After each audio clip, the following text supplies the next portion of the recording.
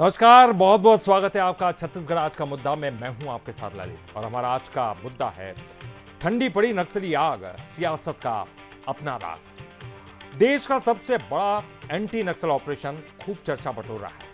Operation तो खत्म हो गया, सफलता भी दिखाई दे रही है, लेकिन सियासी टेंशन है कि खत्म होने का नाम नहीं ले रहा। अब ऑपरेशन की टाइमिंग और पारदर्शिता पर बहस छिड़ गई है। कांग्रेस सवाल उठा रही है तो बीजेपी नक्सलवाद के पनपने की वजह कांग्रेस को बता रही है। लेकिन बस्तर क्या कुछ कह रहा है, इस पर चर्चा करेंगे, लेकिन पहले ये रिपोर्ट देखिए। देश के गृह मंत्री अमित शाह ने मार्च 2026 तक देश से नक्सलवाद खत्म करने की घोषणा की है। एक बार आपको आश्वस्त कर जाता हूं कि अगले से 1-1.25 साल के अंदर हम नक्सलवाद को समाप्त कर देंगे। उसी मिशन के तहत बस्तर के बीजापुर में चला अब तक का सबसे बड़ा एंटी नक्सल ऑपरेशन। 21 दिनों तक करेगुट्टा में चले ऑपरेशन ब्लैक फॉरेस्ट में 31 नक्सली ढेर किए गए। सरकार इसे ऐतिहासिक सफलता मान रही है, लेकिन इस ऑपरेशन पर सियासी घमासान भी तेज हो गया है। कांग्रेस ने सवाल उठाने शुरू कर दिए हैं। पूर्व मुख्यमंत्री भूपेश बघेल ने सोशल मीडिया एक्स पर पोस्ट करते हुए ऑपरेशन को लेकर सवाल दागे। उन्होंने मुख्यमंत्री, उप मुख्यमंत्री और डीजीपी के बयानों में विरोधाभास बताकर करेगुट्टा ऑपरेशन की पारदर्शिता पर सवाल खड़े किए। तो पीसीसी चीफ दीपक बैज ने बीजेपी सरकार पर फर्जी एनकाउंटर कराने और नक्सलवाद को राजनीतिक फायदा लेने का जरिया बनाने का आरोप लगाया। क्योंकि पहले मुख्यमंत्री बयान दिया, उसका खंडन उप मुख्यमंत्री ने किया। अब दोनों मुख्यमंत्री और उप मुख्यमंत्री दोनों के बयान को कल डीजी ने खंडन कर दिया है। कल उन्होंने कहा कि ये ब्लैक फॉरेस्ट है ना। तो जो यूनिफाइड कमांड के अध्यक्ष हैं, मुख्यमंत्री होते हैं, तो उसको पता नहीं कौन सा अभियान चल रहा है। हमारी सरकार में ताड़ मेटला जैसे घटना नहीं हुआ। हमारी सरकार में रानी बदली जैसा घटना नहीं हुआ। हमारी सरकार में किसी घर में आकर घुस के गोली चलाए हत्या कर दी, ये नहीं हुआ। जहां सांसद का भाई सुरक्षित नहीं था, किसकी सरकार थी? वहां पे उनके गांव में घुसकर नक्सलियों ने मारा, किसकी सरकार थी? इन आरोपों पर मुख्यमंत्री विष्णुदेव साय ने पलटवार किया। उन्होंने कहा कि जिनके शासन में नक्सलवाद पनपा, वही आज ऑपरेशन पर सवाल खड़े कर रहे हैं। तो वन मंत्री केदार कश्यप ने कांग्रेस और नक्सलियों के संबंध की तरफ इशारा किया। देश देख रहा है कि पिछले 1.5 साल से हम लोग नक्सलवाद के साथ मजबूती के साथ लड़ रहे हैं और नक्सलवाद अंतिम सांसें ले रहा है। और उनका जो 5 साल था उसमें उन्होंने कुछ किया नहीं, और आज यहाँ पर नक्सलवाद समाप्ति की ओर है। जो नक्सलियों के साथ में आपसी संबंध इस बात को दर्शाता है। जो लोग नक्सलियों के संदर्भ में जिरम घाट को लेकर के बड़ी बड़ी बातें कहा करते थे कि हमारे पास में सारे एविडेंस मौजूद हैं, सारे सबूत मौजूद हैं, आज वो सबूत 5 साल में नहीं दिखा पाए। लाए वो सबूत, सरकार उस पर कार्रवाई करने को तैयार है। सवाल अपनी जगह है, लेकिन हकीकत ये भी है कि जवानों ने पिछले कुछ समय में बस्तर के जंगलों में नक्सल नेटवर्क की कमर तोड़ दी है।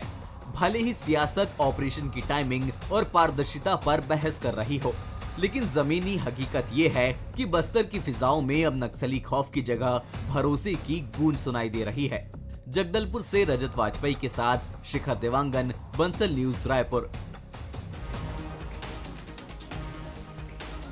तो असल में बस्तर की हकीकत क्या है, बस्तर को समझना बहुत जरूरी है। नक्सलवाद क्या खात्मे की तरफ अब बढ़ता जा रहा है?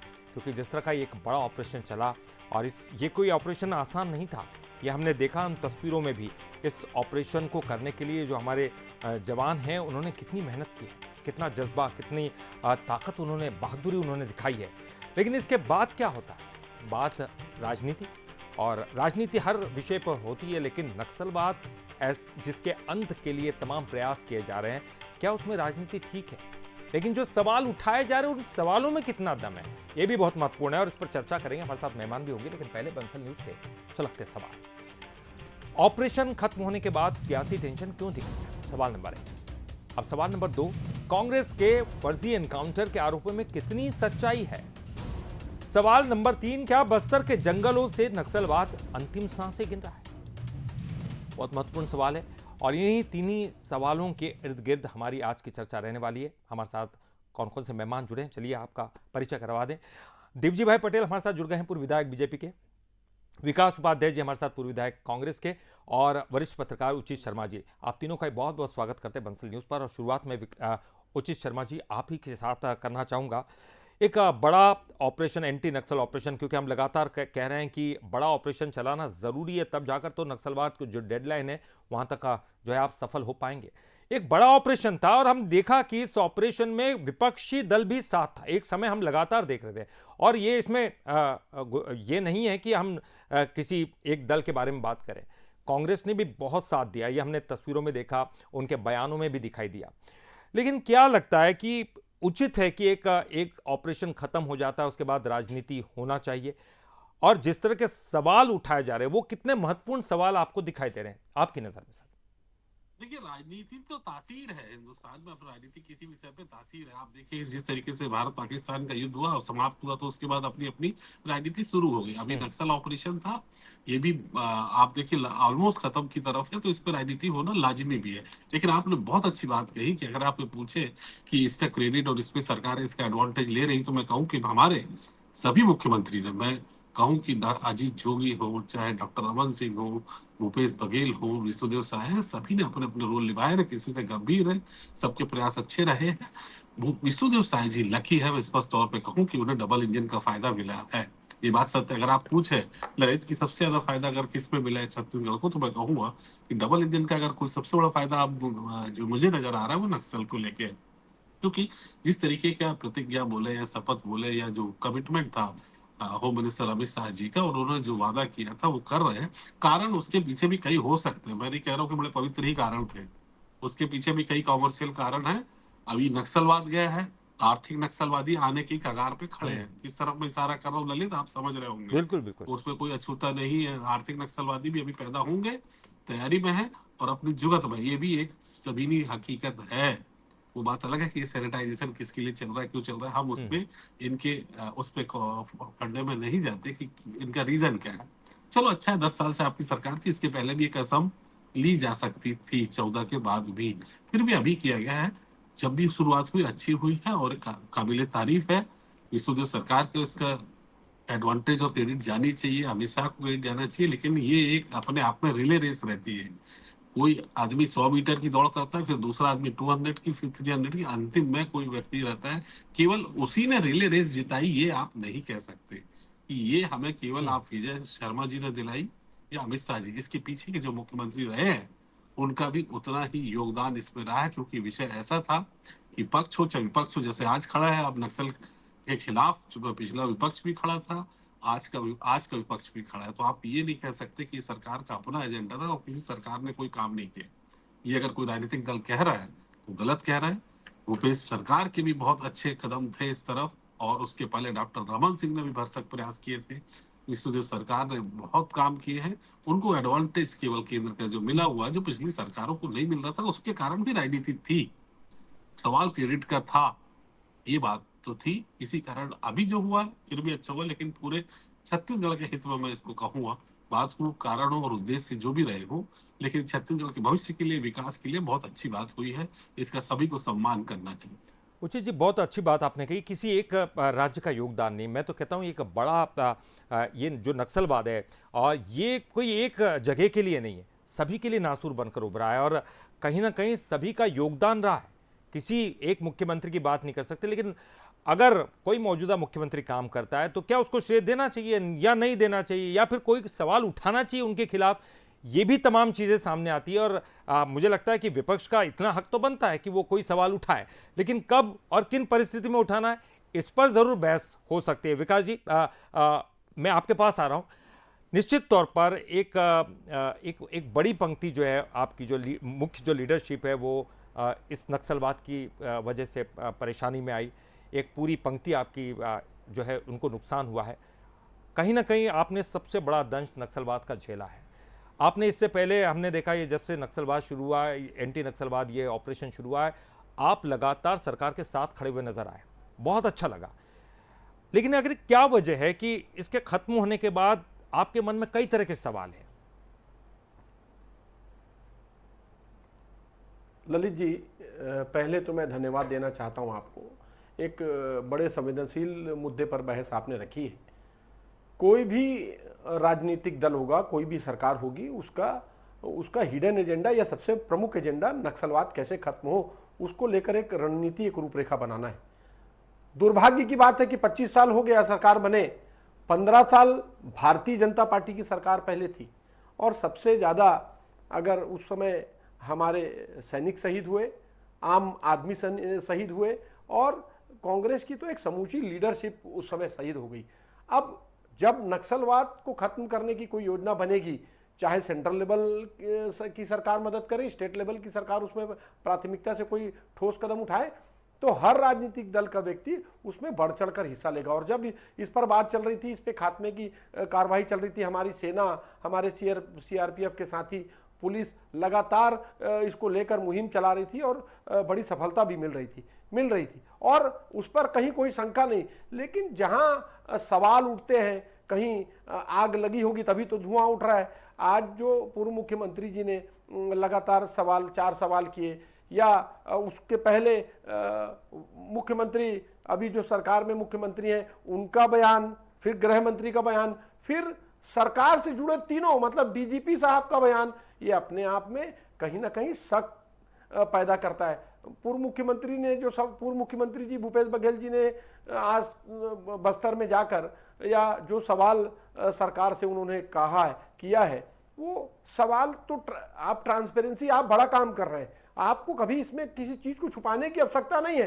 तो 4 सवालों को जवाब देने में समस्या क्या है, प्रॉब्लम क्या? आज ये सवाल जनता के जेहन में है। नक्सलवाद एक बड़ी लड़ाई है। हम तो यहाँ छत्तीसगढ़ प्रदेश में रहते हैं, लेकिन आपके रिश्तेदार, आपके दोस्त यार जब छत्तीसगढ़ को पेपरों में पढ़ते हैं, बाहर मीडिया के माध्यम से जानते हैं कि ये इतनी नक्सली गतिविधियां आपके यहाँ हो रही है, समूची लीडरशिप को मार दिया जाता है, पक्ष विपक्ष दोनों के जनप्रतिनिधियों को मारा जाता है, वो भी सुरक्षित नहीं है, तो अपने आप में एक भय की स्थिति पूरे देश में है और पूरा देश इसको समझना चाहता है कि सरकार मुहिम चला रही है, तो उस मुहिम का नाम क्या है? जो आखिर इतना बड़ा मामला हुआ, तो वहां जिला अस्पताल, बीजापुर के जिला अस्पताल में पुलिस मीडिया को जाने क्यों नहीं दी गई? ना स्टेट की मीडिया, ना रीजनल मीडिया को जाने दिया। आखिर जो लोगों की मृत्यु हुई, जो लोग मरे, उनके सब को किनको सुपुर्द किया गया? ये 3-4 चीजें सोशल मीडिया से, आखिर पहले उसमें सोशल मीडिया में उसको हाईलाइट किया गया, फिर डिलीट कर दिया जाता है। ये तमाम वो चीज है जिसको पूर्व मुख्यमंत्री ने ये सवाल किए हैं और इसके जवाब को दे दे, आप दूध का दूध पानी का पानी हो जाएगा, लेकिन इसका जवाब अभी तक मिल नहीं रहा है, इस पे कुछ समझ नहीं आ रहा है, इसीलिए लोग इस बात को विकास जी आपका सवाल वो ऑपरेशन कैसा, उस पर नहीं था, लेकिन टाइमिंग और पारदर्शिता ठीक नहीं थी, इसको लेकर आप सवाल पूछ रहे सरकार से। देखिए, मैंने आपको पहले भी कहा कि छत्तीसगढ़ में चाहे कांग्रेस की सरकार होगी, चाहे बीजेपी की सरकार या कोई अन्य पार्टी की सरकार होगी, नक्सलवाद को खत्म करने की योजना सबकी होगी। अगर भारतीय जनता पार्टी ये कहती है कि आज की तारीख में 5 साल में नक्सलवाद पनपा है, तो साहब हमने तो एक राजनीति के सर्वोच्च लीडरशिप को, हम लोगों ने नक्सलवाद से हमारा नुकसान हुआ है। साथ ही साथ दूसरी बात, पिछले 5 साल में जो कांग्रेस पार्टी ने रोड मैप बनाया, जो कांग्रेस की सरकार ने रोड मैप बनाया, उसी का फायदा हमारे सेना ठीक है सर, मैं पूछ लेता हूं देवजी भाई पटेल से, आपका ही सवाल में ले जाता हूं कि कांग्रेस का ये कहना है, एक प्रकार से वो सवाल उठा रही हैं और साथ ही साथ वो ये कह रही हैं कि आपने विपक्षी पार्टियों को विश्वास में नहीं लिया, जो गफलत है, जो परेशानी है, वो जो सवाल उठा रहे हैं कि उनको विश्वास में नहीं लिया गया, पारदर्शिता नहीं बरती गई इस पूरे अभियान को लेकर। देखिए साहब, छत्तीसगढ़ राज्य बनने के पहले से ये नक्सल समस्या एक विरासत में मिली है हमको, और मैं राज्य बनने के साथ ही 2003 से लगातार जो है इस सरकार के साथ विधायक रहा। ऐसा जैसा कि उचित भाई ने कहा, हमारे पत्रकार साथी ने, हर राज्य में राज्य बनने के बाद जो मुख्यमंत्री रहे, ऐसा नहीं है कि सबका कहीं ना कहीं सम्मिलित प्रयास रहा। हमारे समय में भी रमन सिंह जी ने, हमने नक्सलवाद को गंभीरता से लेते हुए हमने 42 घंटे की क्लोज डोर मीटिंग करवाई, जिसमें नक्सल समस्या से सारी मुद्दों पे बात की और कार्रवाइयाँ भी हुई। ये दुर्भाग्यजनक है कि उस समय तत्कालीन समय में एक बड़ी लीडरशिप हमारी जो है जीरम घाटी में जो है इसका शिकार हुई, मगर नक्सलवाद की जो समस्या है उस समस्याओं पे पिछली सरकार में किस तरह से काम हुआ मैं किसी के ऊपर टिप्पणी नहीं करना चाहता, मगर हमने शुरू से भी जब क्लोज डोर मीटिंग हुई उस समय भी कहा गया कि जब तक जॉइंट ऑपरेशन नहीं होगा तब तक नक्सलवाद का मुद्दा समाप्त नहीं हो सकता, क्योंकि नक्सली छत्तीसगढ़ में वारदात करके तमिलनाडु भाग जाते थे, आंध्र भाग जाते थे, महाराष्ट्र भाग जाते थे। जब ये जॉइंट ऑपरेशन का मुद्दा आया, आज डबल इंजन की सरकार है, जॉइंट ऑपरेशन करने के बाद जिस प्रकार की सफलताएं मिली, ललित जी मैं आपको बधाई देना चाहता हूं, आपके चैनल को बधाई देना चाहता हूं। 24 अप्रैल को मैं इसी नक्सलवाद के समस्या पे यहां पर चर्चा के लिए आया था। उस समय 4 दिन से लगातार बीजापुर और ये कोरेगुट्टा में जो है जिस प्रकार की ऊंची पहाड़ियां हैं और वहां पर सीधी पहाड़ियां होने के कारण जवानों को कितनी परेशानियां झेलनी पड़ रही थी। आज उस समस्याओं को करते हुए आज यदि सेना के जवानों को तीनों राज्य की जो है हमारे जवान जो इसमें ऑपरेशन में थे उनको सफलता मिली है, और सफलता के बाद अगर इस प्रकार की जो है बातें उठाना, ये तो कांग्रेस की पुरानी आदत रही है। जिस प्रकार देश में ऑपरेशन सिंदूर चला वहां पर भी सारे जो है लोगों ने ऑपरेशन सिंदूर में साथ देने की बात कही।